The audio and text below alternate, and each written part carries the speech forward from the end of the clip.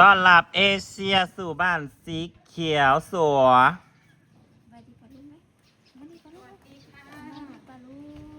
สบายดีอุ่น เป็นอะไรมึงเสาร์นี่ออกมาแต่จักโมงออกมาแต่7 โมงผู้เอเชียน้อยมาหอดแล้วพี่น้องฝากเบิ่งฝากส้ม มอหูเด้อยิบเปิดเปิด ฝากเบิ่งฝากส้มฝากซัพพอร์ต นั่งดีๆลูก เออ มันหิวจริงมันหิวเขา ดูเขา มัน เขา แรง ที่ มั ประ น เทศ มง เต็มเลยกิน บอกกระโตกสูง มะม่วงน้ำแคทมาให้ แล้วกระโตกสูงพุ่นมา ซูมมา ขาโหลดไล่ไปได้อุ่น อันแซนนึง ฮะ3 คนนะ ผู้เดียวหันละ อ๋อ ไม่ไร ยังดีได้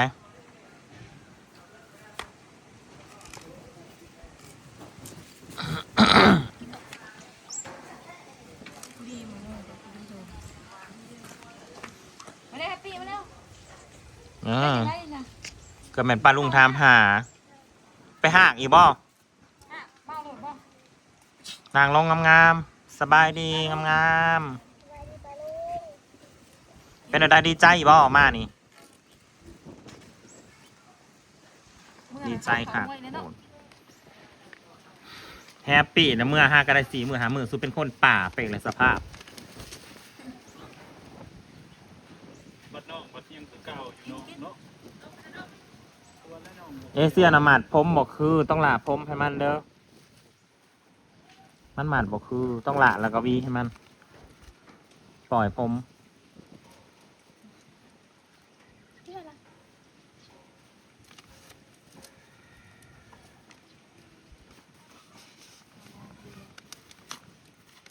มาหอด10 โมงกว่า มาออก2 โมงกว่ามา เออ ออกสะบัดจักโมง 7 โมง รถนะเขาแหลนตะวันซุกบอ โดยเริ่มเลิกก็ อืมรถแหลนตะวันซุก 7 โมงมาออกกันมาออก2 โมง ได้ยังไหนมานี่แฮปปี้พัก3นะเออ ครับทักยังไงนะทักษะเมเดียนี่ โดย อืม ได้แต่พัก3 แบบเขาเป็นทำยังไง เอเชีย โมมีโมเห็น บ่คอยอัน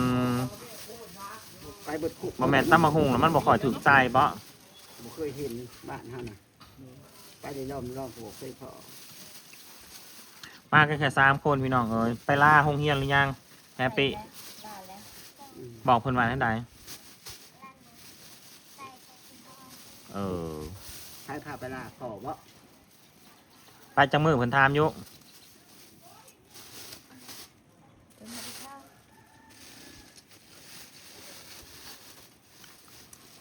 มาย้อนถูกย้อนยากบ่มีข้าวอยู่ข้าวกินบ่มีข้าวกิน ก็เลยแยกกันอยู่บอกเพิ่นจังซี่ มาพี่3อยู่พุ่นก็เรือ6ข้าวก็สิได้เยอะไปแน่เนาะแม่ ก็เนี่ยไปแล้ว อืม ครับอยู่มันกับเปลืองไปอีก ก็สิได้ยื้อไปอีก แล้วมันก็ ข้าวก็ได้ 3 คน ถ้าแม่นอยู่น้ำกันในห้องก็กินเปลืองไปแน่อยู่เนาะมื้อหนึ่งก็3 เถื่อกิน หาข้าวเมื่อน่ะบ่ทันได้กินแต่ยังกินข้าวเก่าตัวเองตัว โดย ของข้าวเก่าก็ยังหลายเติบเลย ยังยังปิดนะ เนี่ยก็ยังกิน นางยิ้มเปิ้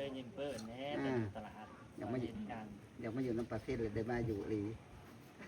สมกับสูเห็นบอดีใจเลยนะสูอย่างเจ้าที่เจ้าทานบัตรสีเขียวดึงจ่องสูมาคือเก่า สมตีกับสู2 แม่ลูกบอดีใจที่เมื่อ ผู้อื่นก็ดีใจด้วยช่วยแซ่ อ๋อคนอื่นเขาดีใจแซ่ๆยกมือสนั่นขนาดพอสู้กันยังดีใจมิตรสู้2 แม่ลูกเขาเลยบอดีใจ แม่น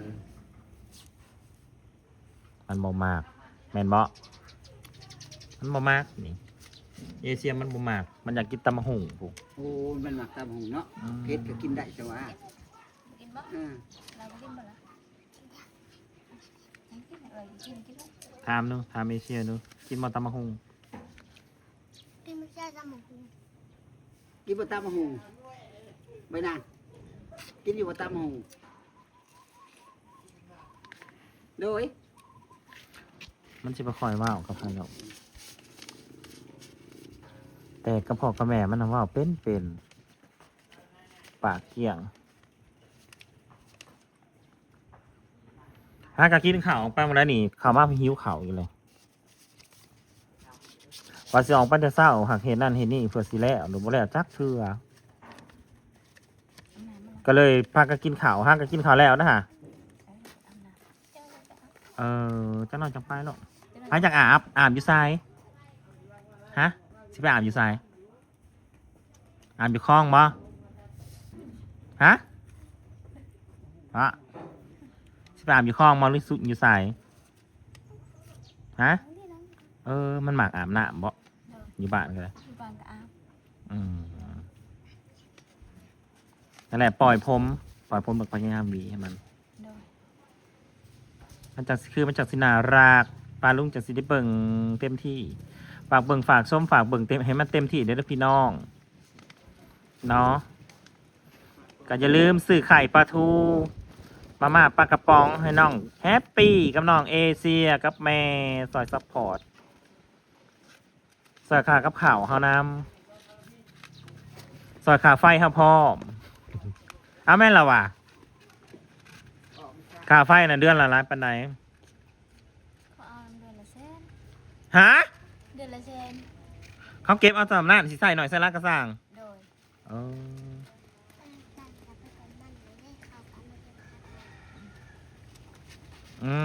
มีผู้ใหญ่ใจดีเปิดสิเจาะซอยค่าไฟมาสั่นแต่ละเดือนนะเป็นว่าเอเชียต้องไปอาบน้ำซะก่อนจะมากินตำหุงเนาะ โดย หิวข่าวแล้วทันหิวไปได้ดอกด้วยนะอันนี้ก็แม่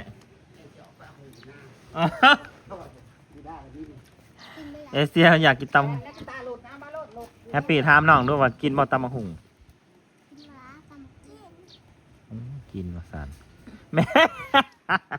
อีแม่ดาราของคุณป้าคุณลุงเพราะว่าอยากกินตำมะหุ่งบาดนี่เอาเพชรบอฮะถามน้องดูเอาเพชรบอฮะอ้า สั่งเพชรอีกบอว้าวแล้วกำเฮานะองค์มันอันแบบปะทะกันกันยังวะต่างคนต่างมีองค์เดมันเลยปะทะกันมันสิบคอยว้าวด้วยนะพอใหญ่ก็ไม่ใหญ่แป้มาหุงอะไรนะเห็นบ่พอใหญ่ก็ไม่ใหญ่แป้มาหุงให้ หลุดไม่ได้จอดในไซบ่อุ่นไม่จะมาตลอดวะ โดย เขาจะไม่ได้จอดนะคนดิ เดี๋ยววันเดียวก็เปิดเต็มรถแล้วก็มา เต็มรถแล้วมาเพราะว่ามาแต่วันศุกร์ซัพพอร์ตแต่วันศุกร์เหมือนบ่ โดย โอเคถ่ายสกับกับวันศุกร์พี่น้อง อยากให้น้องเอเชียกับน้องแฮปปี้กับแม่อยู่นานๆกะนั่นแหละพี่น้องซอยเสียซอยดันซอยซัพพอร์ตอาหารการกินและยามแรงมันบ่มีน้องพี่น้องเนาะอาหารการกินมันบ่มี เอื่อยก็อยากมาแล้วแต่ยางไปโรงเรียนแต่เช้าๆแต่5 โมง ใครอยากมา ยุกิเอื่อยกกนั่นแหละ ข่าวโรงเรียนท่านบ่ได้ข่าวโรงเรียนนะลุงสิใหายมาเบิดนั่นแหละอันนี้มันข่าวโรงเรียนบ่อยากให้มันขาดอีแฮปปี้นี่ยังคิดอยู่เดียวนี่นั่นเพียงแต่ว่าเวลามาจังซี่แม่นบ่มาอยู่กับลูกเดี๋ยวสิเฮ็ดเวียกเฮ็ดงานซอยลุงบ่ได้ อันนี้แค่แน่ให้แฮปปี้เป็นคนอยู่เอาน้องเด้ โดย ก็สลับกันหามันก็บ่ยากปานใดดอกหักยันบางเทื่อยันมันสออันนี้เวลาซอยเวียกซอยงานยันมันบ่เต็มที่ก็เลยเอาแฮปปี้มาแต่ว่าแฮปปี้นี่บ่หายมาเลยดอก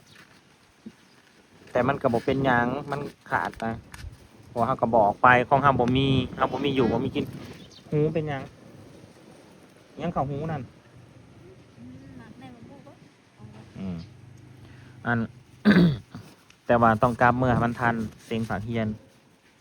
เซ็งจบสั่นนะเขาจะอนุญาตอยู่ให้กลับไปเซ็งนั่น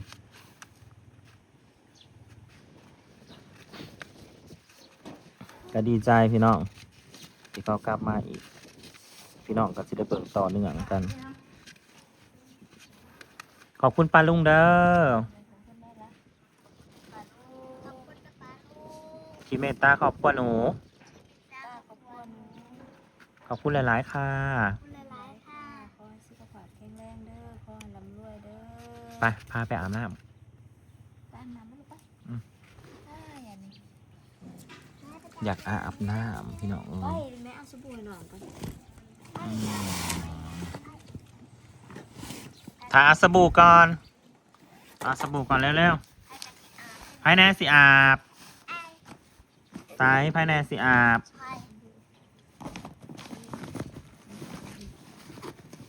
ไพ่อยากอาบน้ำฮะไพ่อยากอาบไปอาบในห้องน้ำพวก